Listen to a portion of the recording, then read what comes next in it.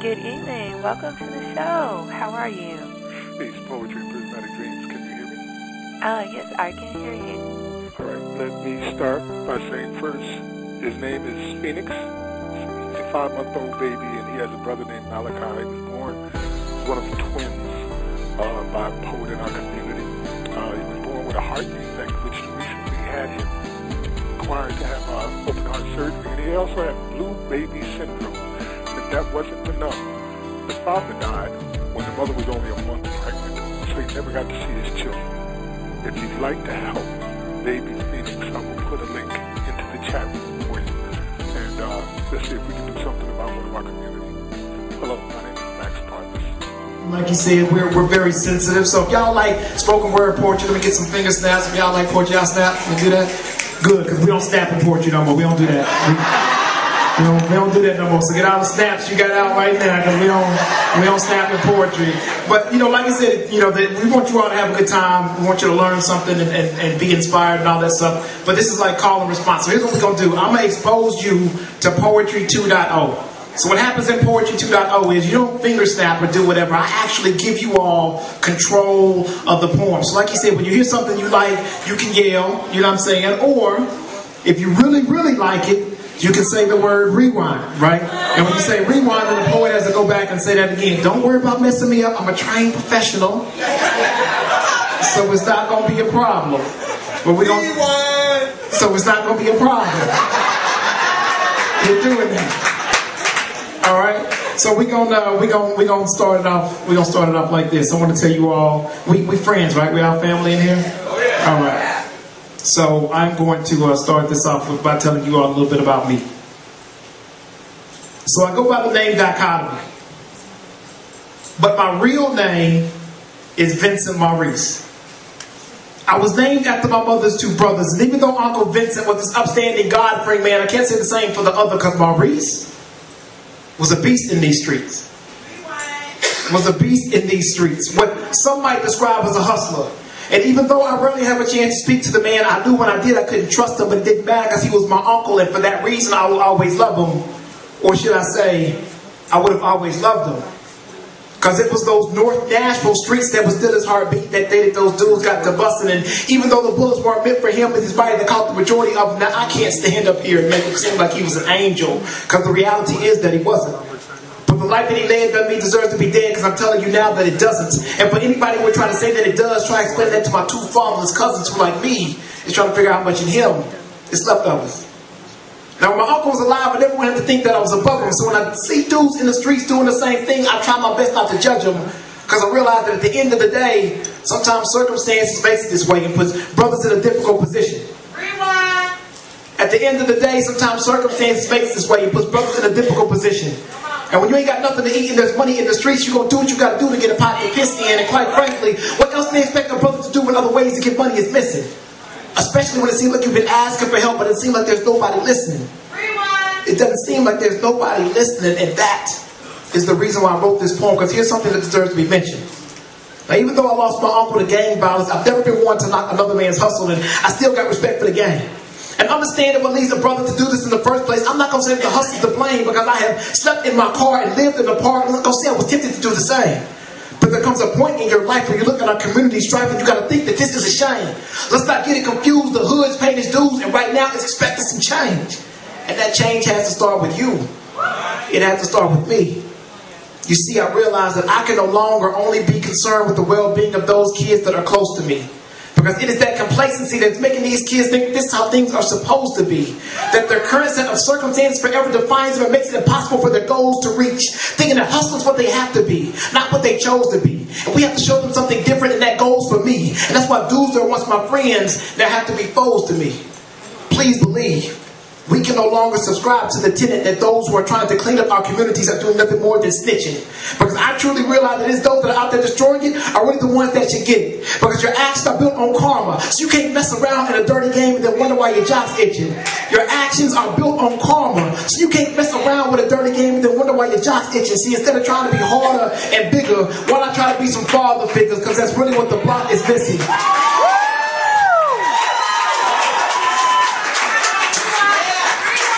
Instead of trying to be harder and bigger, Well, I try to be some father figures, because that's really what the block is missing. See, we are glorifying a lifestyle that is defaming our women, putting priorities in our lives that are not our children. And some of us don't even realize until the kids praying to God that He blesses the family, and your name is not mentioned. But how can He miss what to Him is not existent? See, it may take a village to raise a child, but the absence of a single male can fail him. How is it expected? It may take a village to raise a child, but the absence of a single male can fail him. How is it expect these boys to grow up to be men when there's not a man around to tell him? So instead, he's falling victim to a society, quite frankly, that's willing to sell him short. That thinks instead of educating him, it's easy to jail him. Now he's hanging by a thread that's real thin, looking at us, asking for us to help him. So what are we going to tell him? You see, we are at a point now where we have to become vehicles of change.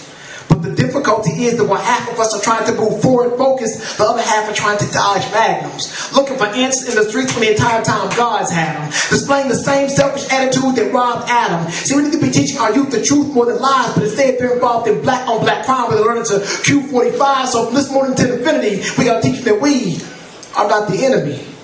You see, you all may not think that you're revolutionaries, but contrary to popular opinion, everybody in here is part of a revolution, part of the solution.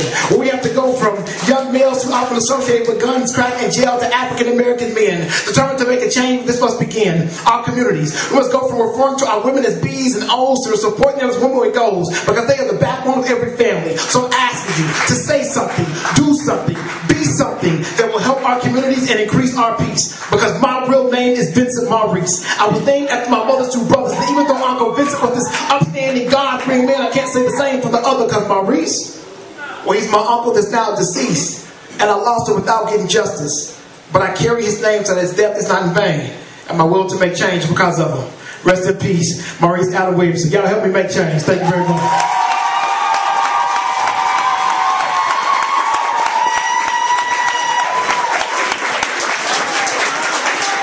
So my name is Dichotomy, poet. I hail from Nashville, Tennessee, live in Atlanta now. I have 3 poetry CDs out. First one's called Evolution of Dichotomy. The second one's called Not Just Love Poet. And the third one is called Other Side of the Story. The CDs cost $10. See, y'all supposed to say only $10. Only $10. That's it. That's what I said. I'm like, I should be charging like $25 for it. So what I'm going to do, right, is every CD, like all the proceeds from my CD sales tonight, I'm going to donate to the Phoenix Fest for the Fun for Phoenix. So it'll cost you $10, you get a CD, and it all goes to them, because it's really about something that's bigger than us. So hopefully y'all hear something you like, and you want to take me home, and you can do it for $10. All right, so I heard like a real big round of applause when he was saying the words, and everybody's like, we love, you know, money, and we love love, and then love like got like a real big round of applause. Yeah, so this next poem that I'm going to do, I wish I could take credit for it, but I can't.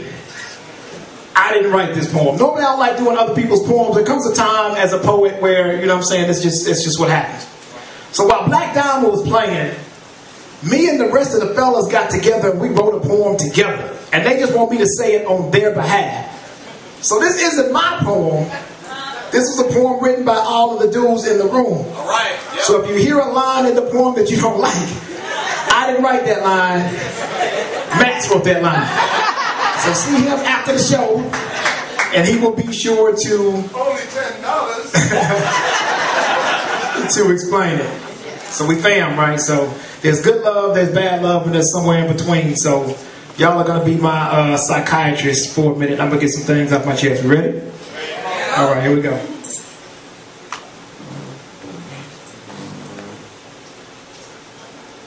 Why won't she just leave him? Instead of complaining every time he leaves the house and he tells her where she's going and she says he doesn't believe him, why is it when he gets home she then opens her arms to retrieve him? And if he says he doesn't want to be in a relationship, then why does he do everything she can to retrieve him, tells him he is a stranger in her house? And even though she knew who he was when they first started to go out, now when she looks into his eyes, she finds it hard to realize that he's him. Because at this point in a relationship, he won't do anything unless it will please him. And despite his indiscretion, she tells her girlfriends that she would never leave him, which leads them to say that she's taking her sense of self-pride and committing suicide, or what I like to call relationship treason, because no one has ever been able to play both sides. So I wonder why she won't just leave him. I mean, it's not like she doesn't have a good reason. Her mother always told her, if a man wants something bad enough, he will do whatever he can to get it. So if his actions aren't in line with her words, I don't know why she won't just say forget it. But see, a woman can hear the exact same thing and process it completely different. See, when a woman wants something bad enough, see, a woman can hear the exact same thing and process it completely different. See, a woman can hear the exact same thing and process it completely different. You see, a woman, when she wants something bad enough, she can take something that isn't and convince herself that it is it. Take a square peg, push it into a round hole, and convince those around her that it fitted. But is she really to blame? I mean, if these lames put her in that situation again and again, then she has no choice but to think that we are all the same. More concerned with the way her hips turn than trying to learn her name, and it's a shame that now she figures she has to get with any dog and hope he's tame. Otherwise, she will end up leaving this world much the same way she came, alone. And I wish that I could tell her that she's wrong. But she probably has a couple of friends who have already suffered that same fate. So now she's been led to believe that she has to get with the dog that has the least amount of fleas before it's too late. And I'm just trying to tell her, now she's been led to believe that she has to get with any dog with the least amount of fleas before it's too late. But I'm trying to tell her if she does that, she's only setting herself up for more complaints. Because she knows he won't make a good mate. Because he can't relate to the difference between love and affection. A sweet rub and caressing, a hard-on and an erection. And I know you love him, so you want to try to teach him those lessons. But he tells you, hey, he has no interest in trying to learn because effectively it makes him feel less than a man. Completely forgetting the fact that it makes you feel more like a woman. Simple things like opening a door before you go in, so then you start to rationalize, well, that's just the way he is, so anything she wants to do, she lets him. And then goes to her girlfriends, complains about how much she detests him, but won't leave him. Allowing something to occupy her lifetime when it was only meant for a season. See, when you're holding on to something that doesn't holding on to, allowing something to occupy your lifetime when it was only meant for a season. See, when you're holding on to something that doesn't want to be held.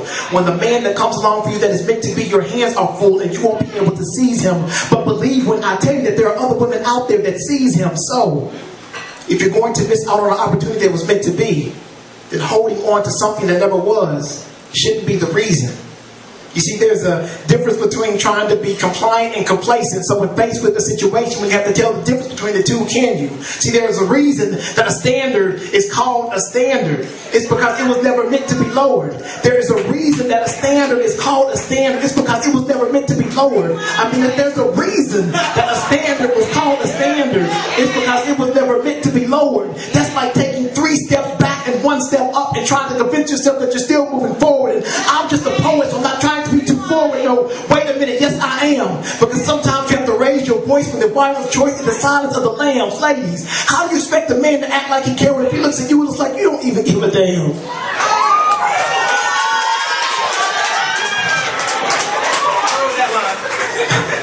If you want a man to come at you with a different approach, then you have to show him that doing so will garner a different result.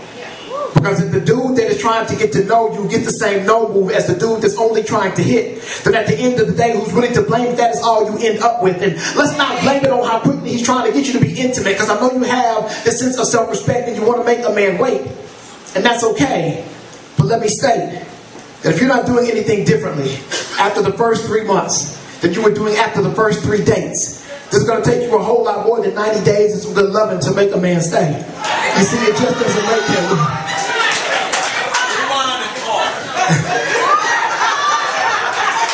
If you're not doing anything differently after the first 3 months than you were doing after the first 3 dates, then it's going to take you a whole lot more than 90 days and some good loving to make a man stay. It just doesn't work that way. See, the same 5 minutes that you're deciding whether or not you're going to let him lick you down, he's using those same 5 minutes to decide once he does if he's even going to stick around. I want a time limit. From this point forward, y'all got a maximum 2 rewinds per poem. See what I started? The same 5 5 minutes that you're deciding whether or not you're going to let him lick you down. He's using those same 5 minutes to decide once he does whether he's even going to stick around. So it's not about me asking you why you won't leave him. You should be asking yourself, why am I staying? How do I expect to find the man that is meant for me if my actions aren't in line with what I'm praying? And I'm just saying, I didn't write this to ruin your idea of a good relationship. I'm just losing patience with some women who say that there are no good men when it's them that are on the complacent tip. Y'all pass y'all 2 minutes. Instead of stopping and trying to figure out what is wrong with you, but you are quick to say that there are no good men, buy Steve Harvey's book and let him tell you what to do. I mean, it's true. So let me put it in perspective for you. If you don't understand your value, how can I value your wealth? If you're not saying anything of any substance, you are just wasting your breath.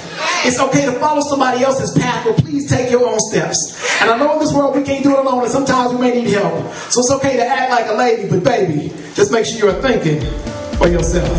Thank you.